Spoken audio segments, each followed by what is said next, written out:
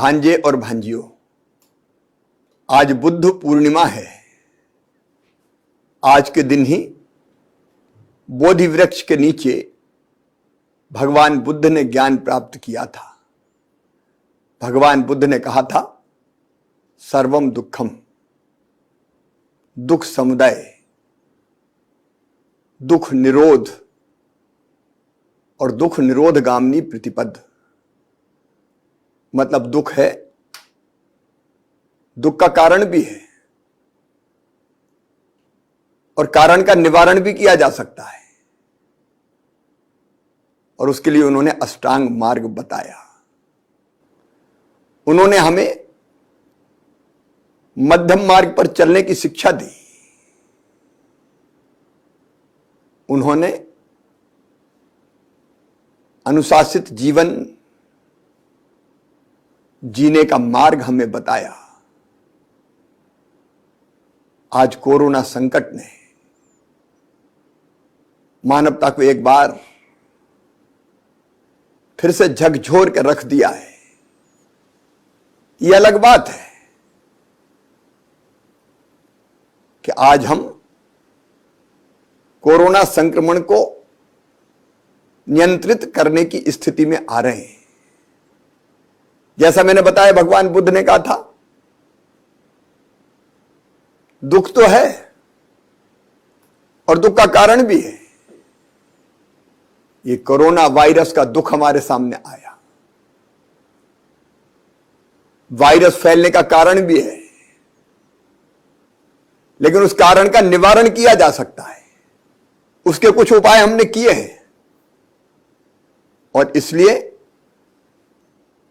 आज मुझे यह बताते हुए संतोष है कि आप सबके प्रयासों से, केवल सरकार के नहीं, आपके समाज के, आप सबके प्रयासों से कोरोना संक्रमण अब मध्य प्रदेश में नियंत्रण की स्थिति में है। कल हमने 70,000 से ज्यादा टेस्ट किए, लेकिन उनमें से पॉजिटिव केस आए 2,189, 7,846 स्वस्थ होकर घर वापस गए। पॉजिटिविटी रेट घटकर अब 3.1% के आसपास रह गया है और रिकवरी रेट बढ़कर, मतलब स्वस्थ होने वालों की दर 93.39% है। मतलब 100 बीमार जो थे उनमें से 93 से ज्यादा लोग स्वस्थ होकर जा रहे हैं और यह प्रतिशत लगातार बढ़ता जा रहा है। लेकिन निश्चिंत मत हो जाना, संकट अभी टला नहीं है, खतरा अभी बाकी है। वायरस हमारे बीच है। यह बात सही है कि आज 17 जिलों में 10 से कम पॉजिटिव केस आए हैं, लेकिन आज भी इंदौर और भोपाल में बहुत सावधानी की आवश्यकता है। दोनों में लगातार 500 से ज्यादा पॉजिटिव केस आ रहे हैं। रतलाम, रीवा, अनूपपुर, सीधी, इन जिलों को भी ध्यान देने की जरूरत है। और ध्यान केवल इनको नहीं, संपूर्ण प्रदेश में देने की आवश्यकता है। यह संक्रमण की दर कम क्यों हुई? इसलिए कि हमने कोरोना कर्फ्यू लागू किया। यह संक्रमण को नियंत्रित करने का मध्य प्रदेश का अलग मॉडल है और वो मॉडल है जनता का, जनता के लिए, जनता के द्वारा मॉडल। अकेले सरकार ने नहीं किया। हमने संकट से निपटने के लिए क्राइसिस मैनेजमेंट ग्रुप्स बनाए। गांव का क्राइसिस मैनेजमेंट ग्रुप, शहर के बाढ़ का क्राइसिस मैनेजमेंट ग्रुप, ब्लॉक के क्राइसिस मैनेजमेंट ग्रुप और जिले के क्राइसिस मैनेजमेंट ग्रुप, जहां जिले में प्रभारी मंत्री के साथ आदरणीय सांसदगण, विधायकगण कलेक्टर, एसपी, सभी स्तर के जनप्रतिनिधि, सामाजिक राजनीतिक कार्यकर्ता, समाज सेवी, वहीं ब्लॉक में आदरणीय विधायकों ने लीड किया उसको। उनके साथ सरकारी अधिकारी और सामाजिक राजनीतिक दलों के कार्यकर्ता। और हमारा अभिनव प्रयोग रहा गांव का क्राइसिस मैनेजमेंट ग्रुप। सरपंच, पंच, सामाजिक राजनीतिक कार्यकर्ता, पंचायत सचिव, रोजगार सहायक, आंगनवाड़ी कार्यकर्ता, आशा कार्यकर्ता, पटेल, मुकद्दम, एएनएम, चौकीदार, निचले स्तर का अमला भी साथ जुट गया। और जो भी फैसले हमने किए वो विकेंद्रित किए। गांव में कोरोना कर्फ्यू कैसे लगेगा, यह फैसला आपने अपने गांव में किया। कौन सी गतिविधि बंद रहेगी, गांव से आना जाना आपने बंद किया। काम कैसे चलेंगे इसका तरीका आपने तय किया। किल कोरोना अभियान चला। गांव के क्राइसिस मैनेजमेंट की टीम सर्वे दल के साथ घर घर पहुंची। आप अगर घर घर ना जाते तो कई लोग बताते ही नहीं कि खांसी और बुखार है। आपने बाकी व्यवस्थाएं भी संभाली। आपका अमूल्य योगदान है। वैसे ही शहर के वार्ड का क्राइसिस मैनेजमेंट ग्रुप, उसने अपनी वार्ड की व्यवस्थाएं संभाली। वार्ड में गतिविधियां बंद करने का काम किया, आना जाना नियंत्रित किया। ब्लॉक में कैसे कोरोना कर्फ्यू लागू होगा, कैसे सफल होगा, ब्लॉक के कौन कौन से गांव प्रभावित है, उनको कैसे हम माइक्रो कंटेनमेंट एरिया में ले जाएंगे, कोविड केयर सेंटर कैसे चलेगा, ब्लॉक के अंदर जो बना है उसका फैसला ब्लॉक की क्राइसिस मैनेजमेंट कमेटी ने किया। और संपूर्ण जिले में कोरोना कर्फ्यू कैसे लागू होगा और व्यवस्थाएं कैसे चलेगी। जिला अस्पताल, मेडिकल कॉलेज से जुड़े अस्पताल, इलाज की बाकी व्यवस्थाएं, सारी चीजों पर नियंत्रण जिले के क्राइसिस मैनेजमेंट ग्रुप ने किया। यह मध्य प्रदेश मॉडल है, जन भागीदारी का मॉडल। और इसी मॉडल के कारण मध्य प्रदेश में संक्रमण की दर नियंत्रित करने में हमको बहुत बड़ी सफलता मिली है। लेकिन मैं फिर निवेदन करना चाहता हूं, अभी लंबा रास्ता तय करना है। कोरोना कर्फ्यू लागू है, लेकिन यह कर्फ्यू अनंत काल तक नहीं रह सकता। हमने तय किया है 1 जून से धीरे धीरे हम आर्थिक गतिविधियां खोलेंगे, शुरू करेंगे, क्योंकि दुनिया भी तो हमें चलानी है। और कोरोना का वायरस रहेगा, इसलिए वायरस के रहते हुए दुनिया चलानी है। लेकिन सावधान, अगर असावधान रहे, अचानक निकल पड़े, भीड़ें इकट्ठी होने लगी, मेला ठेला शुरू हो गए, आयोजन प्रारंभ हो गए, तो संक्रमण को बढ़ते देर नहीं लगेगी, हम फिर से संकट में फंस जाएंगे। और मेरे प्रिय बहनों और भाइयों, हमने वो दिन देखे हैं जब अस्पताल के बिस्तर भरे थे, ऑक्सीजन के लिए दिन और रात एक करनी पड़ी, कितनी तकलीफें उठाई हमने। उन भाई और बहनों से पूछो जिनको ऑक्सीजन लगी थी, वेंटिलेटर पे चले गए, कई इस दुनिया से चले गए, क्या उस कष्ट को हम फिर से देखना चाहते हैं? क्या वो परिस्थिति फिर से वापस आए, इसकी हम कल्पना भी कर सकते हैं? कदापि नहीं। हम वैसी परिस्थितियां नहीं बनने देंगे। और इसलिए सावधानी की आवश्यकता है। इसलिए कोरोना कर्फ्यू धीरे धीरे खोला जाएगा। और कौन तय करेगा? आप तय करोगे कैसे खोला जाएगा। गांव में कौन सी गतिविधि चालू रहेगी, कौन सी बंद रहेगी, यह गांव की क्राइसिस मैनेजमेंट कमेटी को तय करना है। वार्ड में कौन सी गतिविधि बंद रहेगी, कौन सी चालू रहेगी, यह वार्ड की क्राइसिस मैनेजमेंट कमेटी तय करेगी। ब्लॉक में क्या बंद रहेगा, क्या खुला रहेगा, यह ब्लॉक की क्राइसिस मैनेजमेंट कमेटी तय करेगी।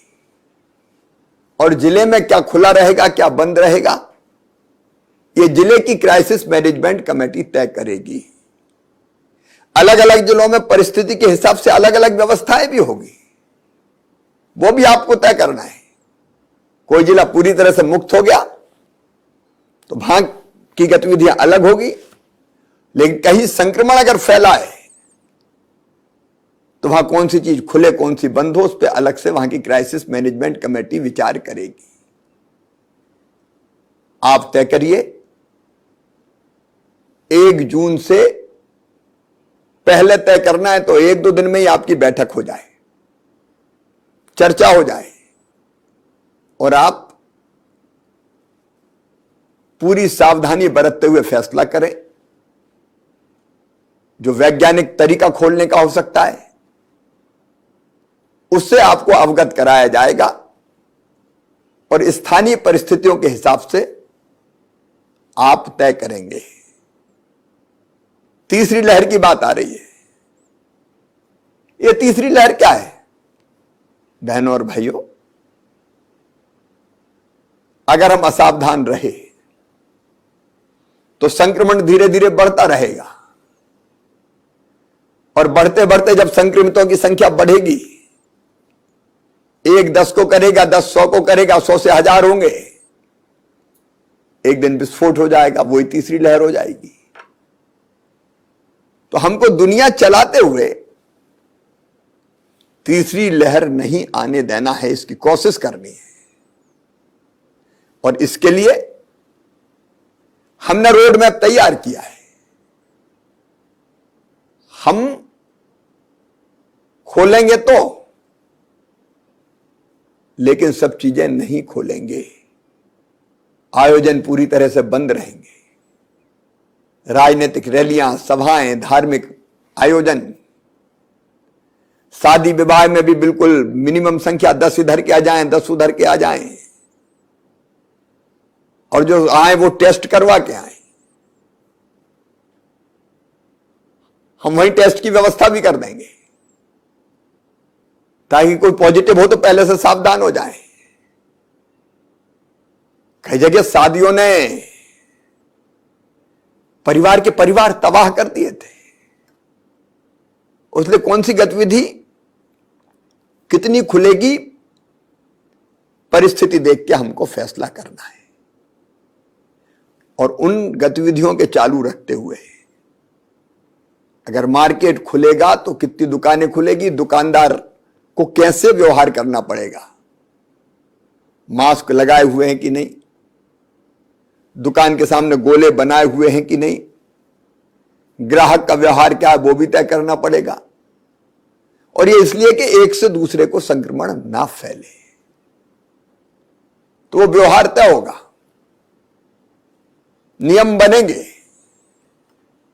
धारा 144 लगी रहेगी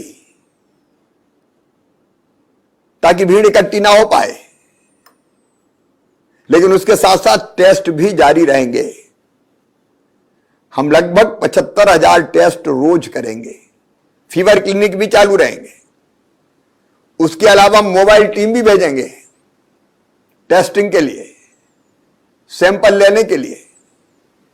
टेस्ट का यह फायदा होगा कि अगर कोई हम में से संक्रमित है तो तत्काल हमें पता चल जाएगा, और जैसे ही पता चला तो हम अपने संक्रमित भाई या बहन को या तो होम आइसोलेशन में घर में जगह तो अलग रख देंगे, दवाई का किट देंगे, उसकी तत्काल इलाज की व्यवस्था करेंगे, या फिर कोविड केयर सेंटर में ले जाएंगे। हम कोविड केयर सेंटर अभी बंद नहीं करने वाले। कोविड केयर सेंटर में चाय नाश्ता भोजन सबका इंतजाम करेंगे, इलाज की व्यवस्था करेंगे ताकि उससे बाकी परिवार के सदस्य संक्रमित ना हो। और फिर हम कॉन्ट्रैक्ट ट्रेसिंग करेंगे। अब नंबर कम हो गया इसलिए यह संभव है।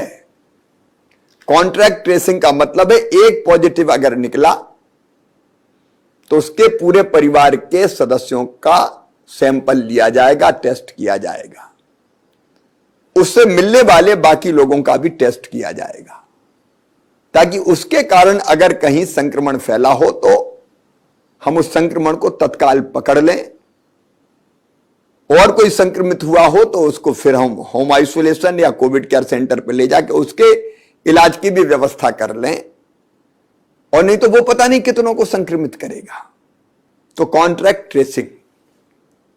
फिर अगर कहीं पॉजिटिव केस मिले, एक मिला, दो मिले, तो वहां माइक्रो कंटेनमेंट एरिया बना देंगे। उस घर को घेर लेंगे, दो चार घर को घेर लेंगे, वहां से आना जाना बंद करेंगे ताकि वो संक्रमण वहां से बाकी लोगों में ना फैले। और चौथी चीज, किल कोरोना अभियान जारी रहेगा। अब हम आज से किल कोरोना अभियान 4 शुरू कर रहे हैं। मतलब गांव गांव में टीमें जाती रहेगी, सर्दी जुकाम बुखार वालों को ढूंढती रहेंगी क्राइसिस मैनेजमेंट ग्रुप के साथ, ताकि किसी को सर्दी जुकाम बुखार है तो उसकी तबीयत न बिगड़े, तत्काल दवाई का निःशुल्क किट उसको दे दें, वो दवाई खाना शुरू कर दे और उसका टेस्ट हो जाए तो तत्काल पता चल जाए। और इन कदमों का फायदा यह होगा कि कहीं भी जरा संक्रमण फैला हमको तुरंत पता चलेगा, हम नियंत्रित करने के सारे उपाय कर देंगे और उसको वहीं रोक देंगे। और इसलिए वो कोई बड़ी लहर नहीं बन पाएगा। ये बहुत जरूरी है, ये करनी पड़ेगा। अगर हमने छोड़ दिया कि चलो अब कुछ नहीं करना, ना टेस्ट करना, ना चेक करना, ना देखना, ना भालना,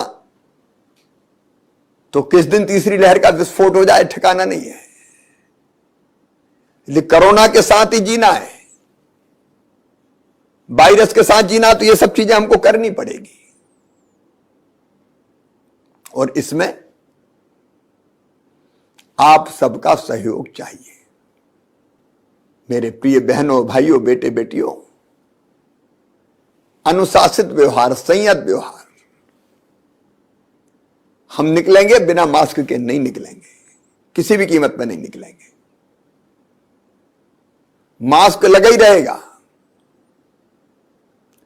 और कोई बिना मास्क का दिखा तो टोक देंगे, क्योंकि वो केवल उसके लिए खतरा नहीं है, वो बाकी समाज के लिए खतरा बन रहा है। मैं सबसे अपील करता हूं, इस काम को आप संभालें।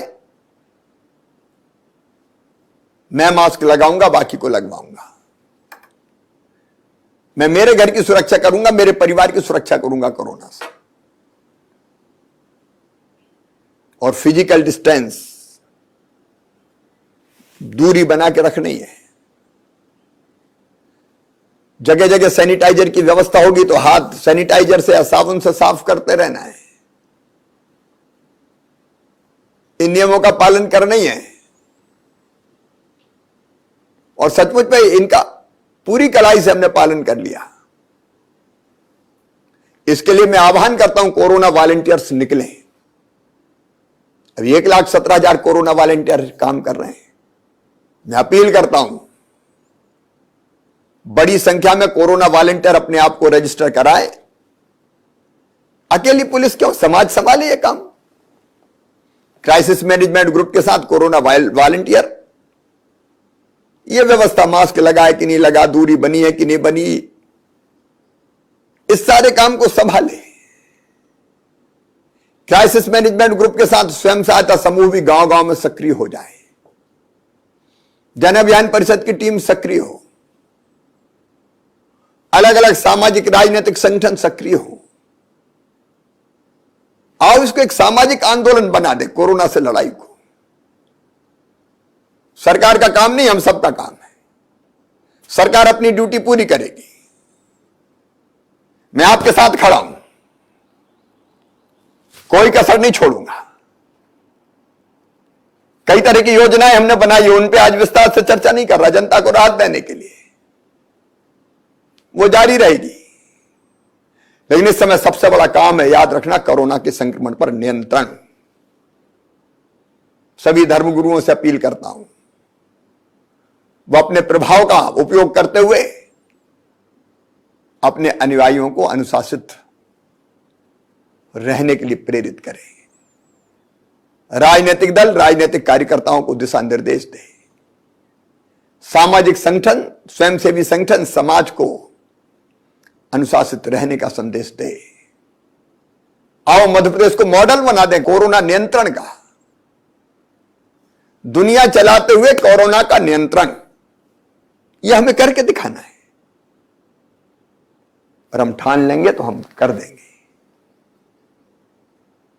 मध्य प्रदेश एक अलग राह बना देगा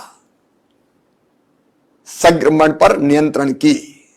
बहनों और भाइयों, असंभव कुछ नहीं है। खम ठोंक ठेलता है जब नर, पर्वत के जाते पैर उखड़। मानव जब जोर लगाता है, पत्थर पानी बन जाता है। आज इसीलिए मैं आपसे अपील कर रहा हूं, अपने लिए, अपनों के लिए, अपने प्रदेश के लिए। और अपना प्रदेश हम बताएंगे तो अपने देश के लिए भी आपका यह सहयोग चाहिए। मेरे बहनों और भाइयों, आपने अभी तक सहयोग दिया है, मुझे पूरा विश्वास है। अनुशासन का पालन करके कोरोना नियंत्रण के लिए सक्रिय भूमिका निभा के एक अलग राह बना देंगे आप मध्य प्रदेश में कोरोना नियंत्रण की। आइए मिलकर हम संकल्प करें, मैं अपनी ड्यूटी निभाऊंगा। अगर यह संकल्प सबने कर लिया, मैं अनुशासन का पालन करूंगा, मैं नियमों को मानूंगा, तो अपना प्रदेश कोरोना से मुक्त ही रहेगा। कोई लहर हम नहीं आने देंगे। हम इलाज की और बाकी सब व्यवस्थाएं जारी रखेंगे। स्वास्थ्य सेवाओं को सुदृढ़ करेंगे। डॉक्टर, पैरामेडिकल स्टाफ की भर्ती, ऑक्सीजन प्लांट, ये अनेक उपाय हम जारी रखेंगे। लेकिन हम स्थिति को बिगड़ने ही नहीं देंगे, यह संकल्प सबसे बड़ा है। आइए हम मिलकर साथ चलें और कोरोना पर नियंत्रण करके दिखाएं। बहुत बहुत धन्यवाद, प्रणाम।